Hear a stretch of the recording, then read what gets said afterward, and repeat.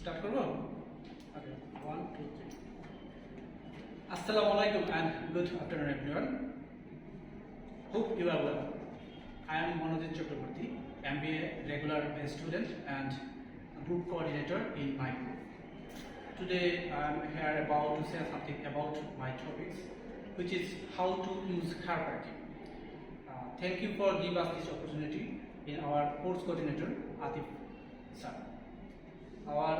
I'm not a good speaker actually, but I try my best to say something about this topic because it is a very useful topic in our social life.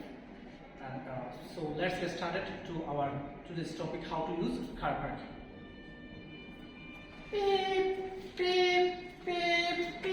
এই ভাই আপনি কি করছেন? কি করছেন? আমাকে মেরে ফেলবেন। ভাই 5 মিনিটের জন্য গাড়ি এখানে একটু পার্কিং। এটা পার্কিং না ভাই। আপনি ভাই 5 মিনিটের জন্য একটু শপিং কমপ্লেক্সে ঢুকবো আর আচ্ছা ঠিক আছে।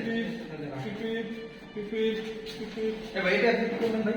ভাই কি হইছে ভাই? ভাই এটা আপনি আমার গাড়িটাকে লাগাই দিন। ভাই আপনি ওখানে যে জায়গা ছিল সামনে পিছনে বেশি ব্যাগ দিতেছে। আপনার পিছে আরো জায়গা ছিল ভাই। আপনি এটা তো না করলেও পারতেন ভাই। এখানে তো জায়গা নাই ভাই, কোনো গাড়িটা তো লেগে গেছে ভাই।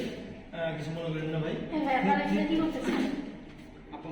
ও ভাই দেখেন যে ভাইয়ের গাড়ির সামনে জায়গা ছিল, তারপরেও পিছনে ব্যাগ দিতেছে, এই জন্য আমার গাড়িটা হয়তো গাড়ির সাথে লেগে গেছে।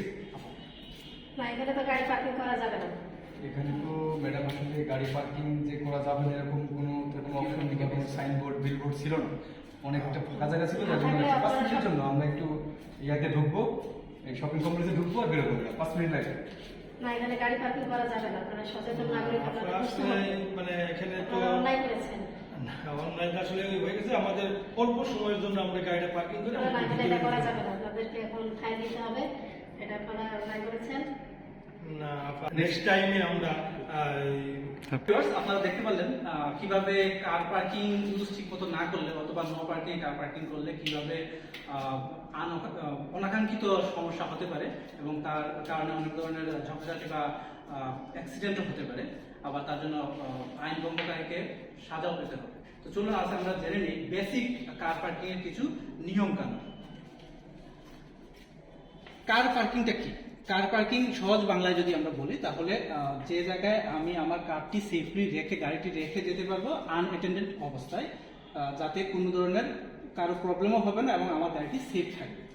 কার পার্কিং এর যদি আমি টাইপ হিসাব করি তাহলে 3 প্রকার কার পার্কিং রয়েছে: অ্যাঙ্গেল, পারপেন্ডিকুলার অ্যান্ড প্যারালাল। 3 প্রকারের কার পার্কিং করা যাবে এবং স্থান ভেদে কার পার্কিং করা যায়, যেমন আন্ডারগ্রাউন্ডে অথবা বেসমেন্টে যদি কার পার্কিং এর ব্যবস্থা থাকে, অন রুট কার পার্কিং ব্যবস্থা থাকে, ইন ফ্রন্ট অফ যে কোনো শপিং মল বা অফিসের সামনে থাকে, multi storage car parking facility থাকে ম্যাক্সিমাম জায়গায়, এবং উন্নত বিশ্বে কিছু অটোমেটেড কার পার্কিং সিস্টেম থাকে যেটাতে লিফটের মাধ্যমে ইউজ পরিমাণ গাড়ি পার্ক করে রাখা যায়। এখন আমরা জেনে নিব কোন কোন ভাবে আসলে কার পার্কিং করলে সেটা আইনত দণ্ডনীয় হবে। এখানে দেখুন, একজন লোক কার পার্কিং নো পার্কিং এরিয়াতে করায় ট্রাফিক কনস্টেবল তাকে পানিশ করছেন। যেমন নো পার্কিং এ আমরা সচরাচর আমাদের সোসাইটিতে দেখে থাকি কার পার্ক হয়ে থাকে, যেটা সম্পূর্ণ আইনত দণ্ডনীয় এবং তার জন্য অবশ্যই ফাইন দিতে হয়। তাছাড়া কেউ যদি জেব্রা ক্রসিং এ যেখানে লোক পারাপারের জায়গা তার উপরে গাড়ি পার্ক করে, সেটাও একটা ব্যাড পার্কিং প্র্যাকটিস, তার থেকে আমাদেরকে অ্যাভয়েড করতে হবে। দেন যদি আমরা দেখি কিছু স্কোয়ার রোড অথবা টি অ্যাঙ্গেল রোড থাকে, যেখানে মোড়গুলোতে গাড়ি ঘুরে, সেখানে যদি কেউ গাড়ি পার্ক করে তাহলে মোড়গুলো ছোট হয়ে যায়, তাতে অনাকাঙ্ক্ষিত অ্যাক্সিডেন্ট হতে পারে, যা খুবই বিপজ্জনক। তাছাড়া আমরা যেটা দেখি, পার্কিং করে রাখা গাড়ির সামনে কেউ যদি জাস্ট তার ইমার্জেন্সির কারণে গাড়িটা রেখে চলে যায়, তখন অন্য যে লোকটি কার পার্কিং অবস্থায় আগে থেকে ছিল সে তার ইমার্জেন্সিতে গাড়ি বের করতে পারবে না এবং সে ওই জায়গায় স্টাক হয়ে অনেকক্ষণ বসে থাকতে হবে, যেটা সম্পূর্ণ এটা ব্যাড প্র্যাকটিস। আর গাড়ি পার্ক করার জন্য নির্ধারিত কিছু জায়গা থাকে, যেখানে যার যার জন্য নির্ধারিত জায়গা থাকে। কেউ যদি এলোমেলোভাবে গাড়ি পার্ক করে তাতে হয় কি, অন্য লোক গাড়ি পার্ক করতে পারে না, একজন লোকের গাড়িতে 2টা পার্ক ইউজ হয়ে যায়। আবার কিছু কার পার্কিং থাকে যেগুলো অ্যালোকেটেড, যেমন হ্যান্ডিক্যাপ লোকের জন্য বা ভিআইপিদের জন্য থাকে, ওখানে গাড়ি রাখাটা সম্পূর্ণ বেআইনি। গাড়ি পার্ক করতে হয় সোজাসুজি আপনার দাগের ভিতরে রেখে। তাছাড়া আমরা আরও কিছু দেখি যে অনেকেই ফুটপাত জুড়ে গাড়ি পার্ক করে রেখে দেন। তাতে গিয়ে যারা পথচারী আছে তাদের জন্য খুবই সমস্যা হয়ে দাঁড়ায় গাড়ি পার্ক করা অবস্থায় নিজেকে পারাপার করার জন্য।